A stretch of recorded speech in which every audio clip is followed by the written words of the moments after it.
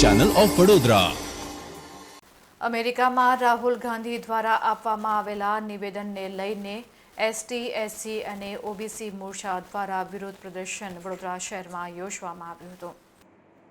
રાહુલ ગાંધીના નિવેદનને વખોડવામાં આવ્યું હતું અને આ નિવેદનને લઈને ભારતીય જનતા પાર્ટી વડોદરા મહાનગરપાલિકાના એસટી, એસસી તથા ઓબીસી મોરચા દ્વારા ભાજપા કાર્યાલય બહાર વિરોધ પ્રદર્શન કાર્યક્રમનું આયોજન કરવામાં આવ્યું હતું। આ ખાસ કાર્યક્રમ અંકલેશ્વરના ધારાસભ્ય ઈશ્વર પટેલ પણ હાજર રહ્યા હતા અને રાહુલના નિવેદનને વખોડવામાં આવ્યું હતું।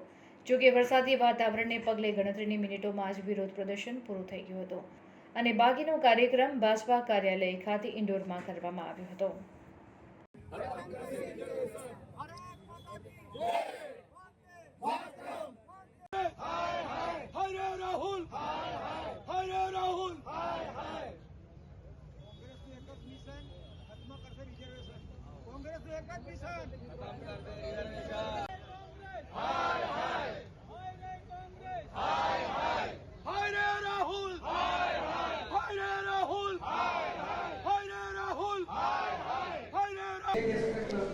જે પ્રકારે તાજેતરમાં જ રાહુલ ગાંધી અમેરિકાની મુલાકાતે ગયા ત્યારે એમણે એવું સ્ટેટમેન્ટ કરવામાં આવ્યું કે અમેરિકામાં મુલાકાત દરમિયાન આરક્ષણ દૂર કરશું એવું ત્યાં એમણે સ્ટેટમેન્ટ આપ્યું। આ જવાહરલાલ નહેરુથી લઈને આખો પરિવાર આરક્ષણ દૂર કરવા માટેના પ્રયત્નો પણ કર્યા હતા। 57 વર્ષ સુધી કોંગ્રેસ શાસન પર રહ્યું, પરંતુ જે પ્રકારે કામગીરી કરવી જોઈતી તે કરી નહોતી। આપણા આદરણીય વડાપ્રધાન નરેન્દ્ર મોદી સાહેબે જે પ્રકારે 2017માં national commission for backward classes માટે પણ એમણે કામગીરી કરી અને બંધારણીય દરજ્જો આપવામાં આવ્યો હતો। 2019માં નાણાં પંચ અને બંધારણની 6ઠ્ઠી સૂચિ સંબંધિત જોગવાઈઓ પણ સુધારવામાં આવી। સાથે સાથે 2019માં લોકસભા અને વિધાનસભામાં એસસી એસટી અનામતને 10 વર્ષ સુધી લંબાવવા માટેનું પણ કામગીરી કરી। 2021માં રાજ્ય અને કેન્દ્રશાસિત પ્રદેશને તેમની ઓબીસી સૂચિમાં ફેરફાર કરવાનો અધિકાર આપવામાં આવ્યો।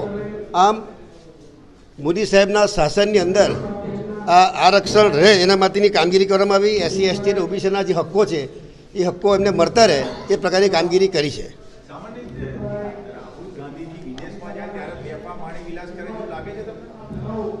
એ બધા લોકો જાણે છે, મારે એમાં ઉતરવું નથી, પણ જે પ્રકારે રાહુલ ગાંધી જે પ્રકારના સ્ટેટમેન્ટ આપે છે એ શું બોલે છે એમને પણ ખબર પડતી નથી।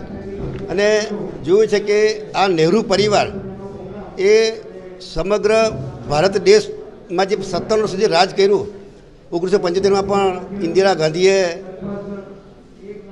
કટોકટી લાદીને જે પ્રકારે બંધારણનું હનન કરવામાં આવ્યું હતું,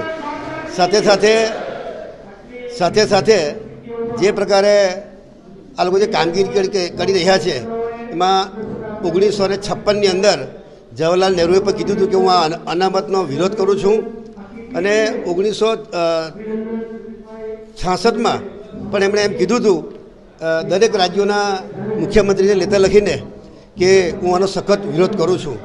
આ માનસિકતા નહેરુ પરિવારની તમામ પરિવારના લોકો આ જ પ્રકારના સ્ટેટમેન્ટો કરતા હોય છે।